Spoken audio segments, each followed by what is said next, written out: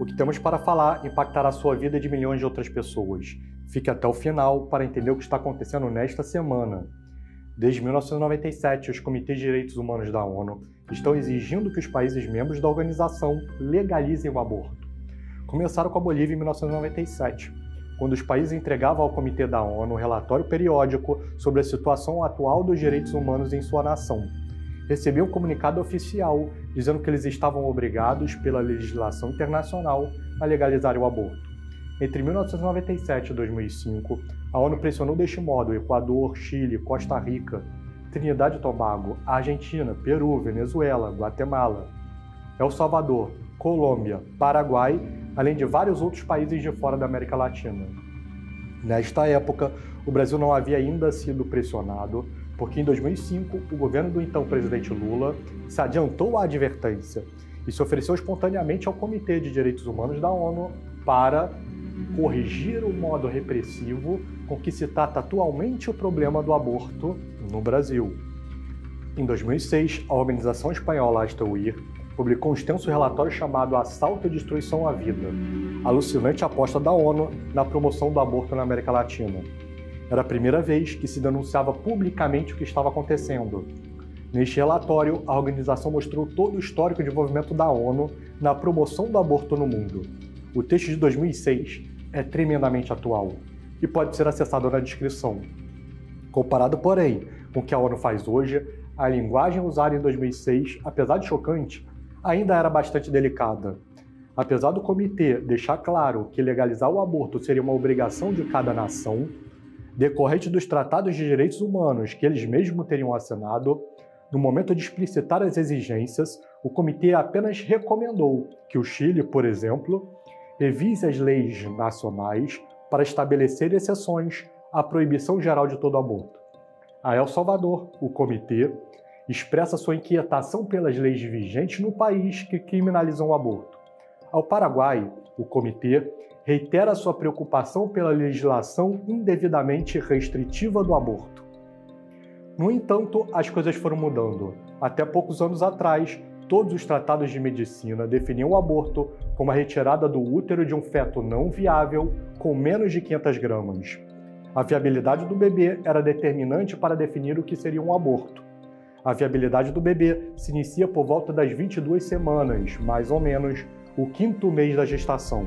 Assim, depois deste limite, a retirada de um bebê de dentro do útero já não seria mais um aborto. Se fosse para salvar a vida do bebê, seria uma antecipação do parto. Se fosse para matar o bebê, seria um infanticídio. Mas tudo começou a mudar a partir da 11ª Classificação Internacional de Doenças, um extenso documento compilado periodicamente pela Organização Mundial de Saúde. Os trabalhos da 11ª Classificação se iniciaram em 2007 e ela entrou em vigor em 2022. Na 11ª Classificação, a OMS passou a definir o aborto de um modo inteiramente novo. Não era mais a retirada do útero de um feto não viável, mas a extração de um feto do útero independentemente do tempo gestacional, com a intenção de não produzir um nascimento com vida. Assim, com uma simples troca de nomes, o que antes era visto como infanticídio, agora passava a ser visto somente como um aborto. Além disso, a organização passou a recomendar que na segunda metade da gestação, o procedimento do aborto fosse realizado por meio da assistolia fetal. A assistolia fetal é um procedimento que consiste em injetar, por meio de uma longa agulha, uma solução de cloreto de potássio diretamente no coração do bebê, para interromper seus batimentos cardíacos e poder retirá-lo já morto de dentro do ventre materno. Não é um método indolor.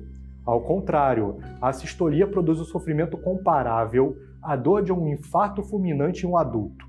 Por isso mesmo, desde 2012, a assistolia já estava proibida no Brasil pelo Conselho Federal de Medicina Veterinária através da Resolução 1000 de 2012, que considerava o procedimento como eticamente inaceitável para ser utilizado em animais.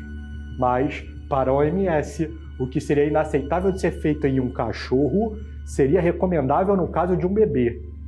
Assim, a partir da redefinição do aborto pela OMS, o Ministério Público Brasileiro passou a exigir de todos os hospitais que faziam abortos em casos de que os médicos realizassem o procedimento não apenas até o 5º mês da gestação, mas durante toda a gestação, independentemente do peso ou da viabilidade do bebê. Por exemplo, na cartilha de atenção humanizada ao aborto, distribuída em 2023 pelo MP de Santa Catarina aos hospitais do estado, pode-se ler o seguinte: aborto é interrupção proposital de uma gestação sem a intenção de produzir neonato vivo.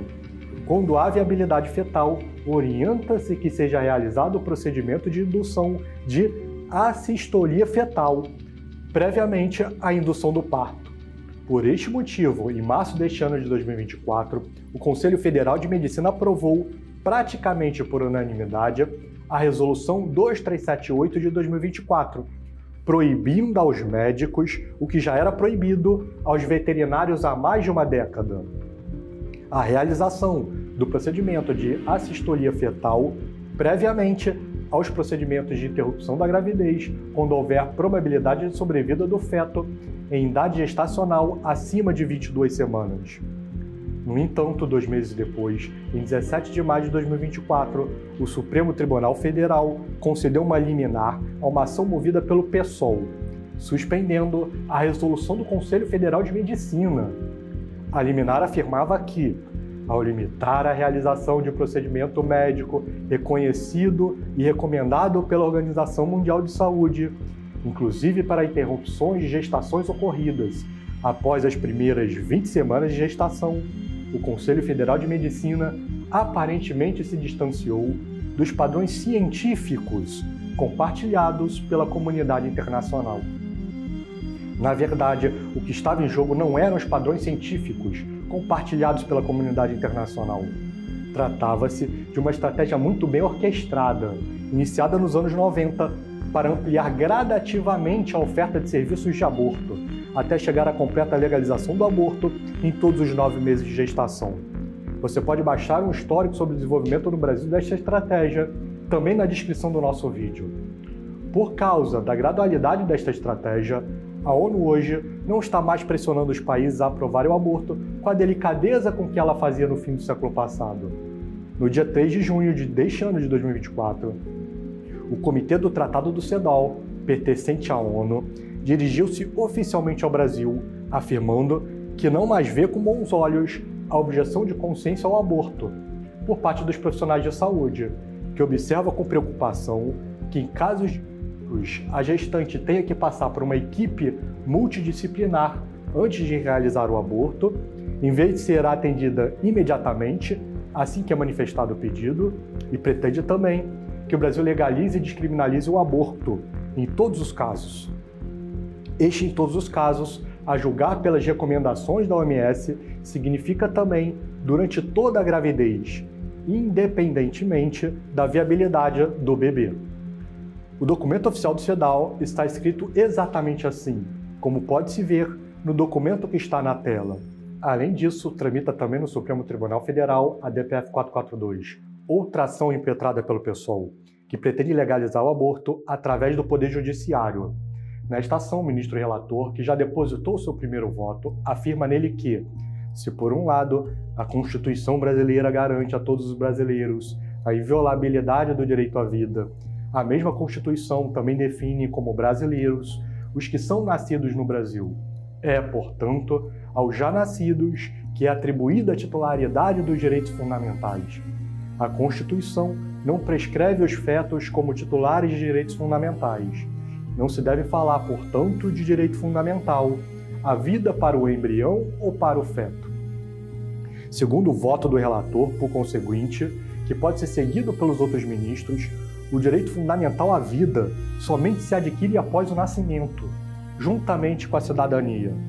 Foi por causa dessas mesmas razões que no mesmo dia 17 de maio de 2024, em que o STF concedeu a liminar que cassava a resolução que proibia a assistolia em humanos, 32 deputados federais a favor da vida protocolaram na Câmara Federal o projeto de lei número 1904 de 2024, que estabelece o seguinte: primeiro, os médicos que realizarem um aborto na segunda metade da gravidez, quando os bebês já são viáveis, serão punidos com as mesmas penas do homicídio.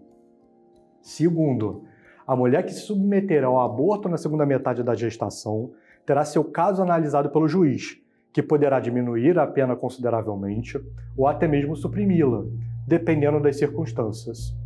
Terceiro, não haverá mais excludente de punibilidade para abortos em casos de na segunda metade da gestação, quando os bebês já forem viáveis.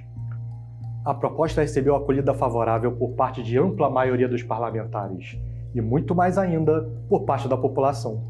Mais de 99% dos eleitores brasileiros são contra o aborto realizado no 7º, 8º e 9º mês de gravidez. Mas dentro do Congresso, a oposição de uma minoria, principalmente do PSOL, é notável.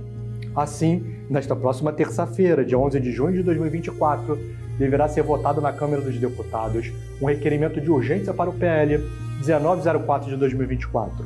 Se o requerimento for aprovado, espera-se que no dia seguinte, na quarta-feira, dia 12 de junho de 2024, seja votado e aprovado no plenário da Câmara o próprio PL. O projeto, já aprovado na Câmara, deverá em seguida ser encaminhado para votação no Senado, onde esperamos que seja também aprovado. Estamos pedindo para vocês não apenas que escrevam uma mensagem aos parlamentares nas redes sociais, mas principalmente que liguem, não só nesta segunda-feira, mas também nesta terça e quarta-feira, aos gabinetes dos deputados para pedir-lhes o apoio e o voto favorável para o requerimento de urgência na terça e para o PL 1904 de 2024 na quarta. Comecem pelos deputados de seus próprios estados e depois liguem para os deputados dos demais estados. Nestas ligações, devemos manter sempre o máximo respeito, em qualquer circunstância. Sejam sempre educados, mas não deixem de manifestar claramente os seus pontos de vista. Peçam a todos seus amigos que façam o mesmo. Usem esta hashtag em todas as manifestações nas redes sociais. Hashtag PL1904sim. Peçam a todos seus contatos para fazerem o mesmo. E se puderem, façam um vídeo para fazer o pedido aos seus contatos. Será muito mais convincente e poderá incentivar um número muito maior de pessoas. Mandem o vídeo a todos os seus contatos e peçam a eles que façam o mesmo.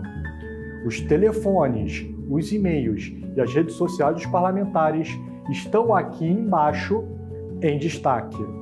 Hashtag PL1904sim.